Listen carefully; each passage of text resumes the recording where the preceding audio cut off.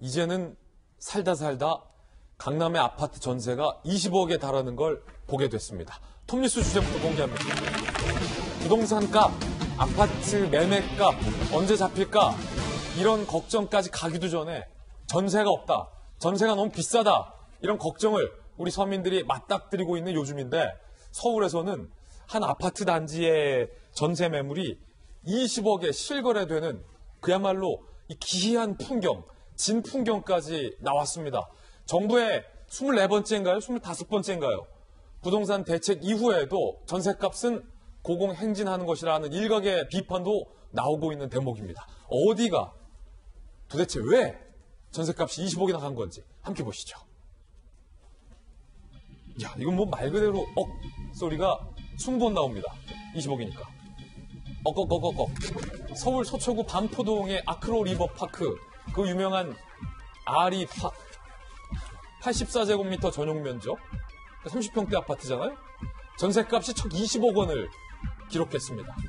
이 2달 만에 무려 4억 원 이상이 전세값이 올랐다는 이야기. 2달 전엔 전세 16억. 이것도 억소리 16번 나는 건데 지금 4억 올라서 20억에 실거래가 됐다는 겁니다. 그런데 초이 마용성이라고 불리는 마포의 아파트 전세값도, 용산의 아파트 전세값, 성동구도 속속 전세가가 10억 원을 돌파하고 있다라는 보도가 오늘 나오고 있는 상황입니다. 야, 전세 20억. 일단은 이재명 기자, 구 아파트가 거기 이름 뭐예요? 아크로 리버파크 좋다는 건 알았는데 20억 주고 전세 왜 사시는 겁니까?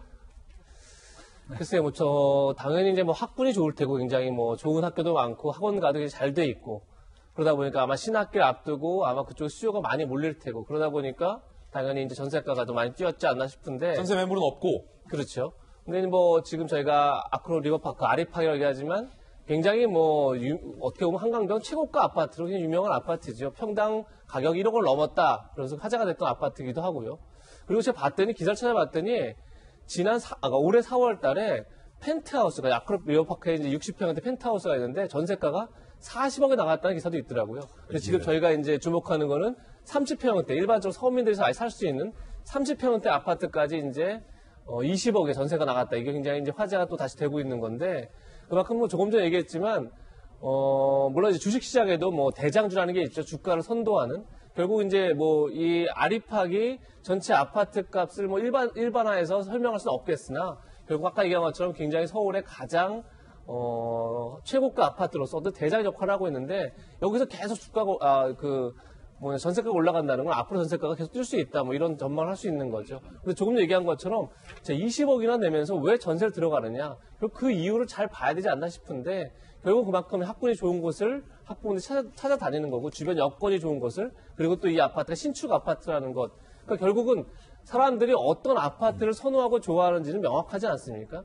결국 이런 수요가 있는 곳에 공급을 당연히 확대해야 되는 거고, 그런 점에서 이렇게 이제 사람들이 살고 싶어 하는 곳에 좀 더 재건축이라든지 재개발을 활성화시키고, 그리고 대신 이제 거기서 초과 이익이 나오는 걸 환수해서 다른 또 낙후된 지역에 투자하고, 이런 묘안들을 좀 짜내야 되는 것을 짜내지 않을까 싶고, 결국은 이 아파트가 그런 것을 하나 증명하는 게 아닌가 싶습니다. 아니, 만약에 강남의 특정 아파트만 이렇게 전세값이 20억 찍으면 그냥 남의 일인가 보다, 다른 동네 이야기인가 보다 하는데, 김병민 의원님, 예. 지금 강북 마용성을 중심으로 속속 10억짜리 중형 전세 아파트들이 등장하고 있다. 이게 말이 10억이지 전세가 10억이라는 얘기는 정말로 어마어마한 가격인데, 정부가 24번째 부동산 대책 겸 전세 대책 내놨잖아요.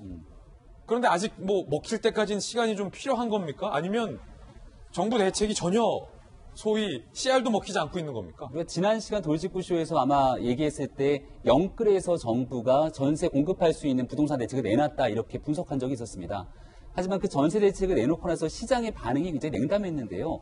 여러 가지로 이러한 정부의 대책에 따라서 전세 공급 물량이 충분히 풀리니까 여기에 들어가서 살 수 있는 공간들이 생기겠구나라고 하면서 전세에 대한 수요들이 조금 분산되거나 하는 효과들이 나타나야 되는데 전혀 그렇지가 않다는 것이고요.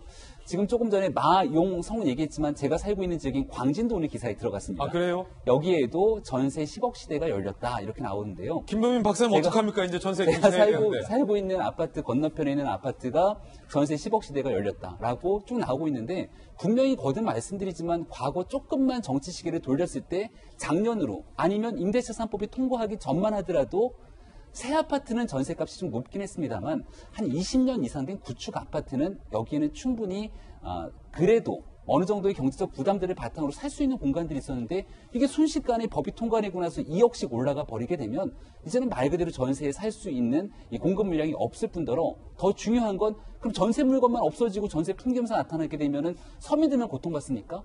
그 다음 일은 전세값이 올라가니까 자연스럽게 매매값도 따라 올라가게 됐습니다.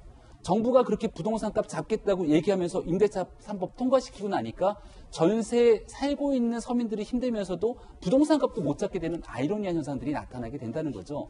지금 현재 이 문제를 풀 수 있는 해법은 아주 간단합니다. 조금 전에 우리가 반포 아크로 리버파크 봤는데요. 제가 과거에 서초 지역에서 지방원을 보낸 적이 있습니다. 이명박 정부 시절이었는데 서초 지역 전역을 둘러보면 사푸느라 정신이 없었습니다.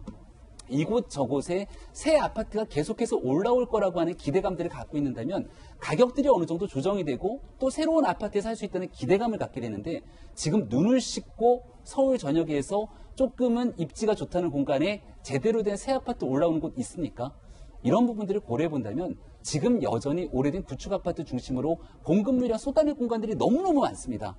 할 수 있는 중요한 조치들은 다 온데간데 없이 사라지고 호텔에서도 살 수 있고 여기서도 살 수 있다는 전세 공급 물량 발표하는 정부의 모습들을 보면서 시장의 반응이 참담할 수밖에 없는데요. 예.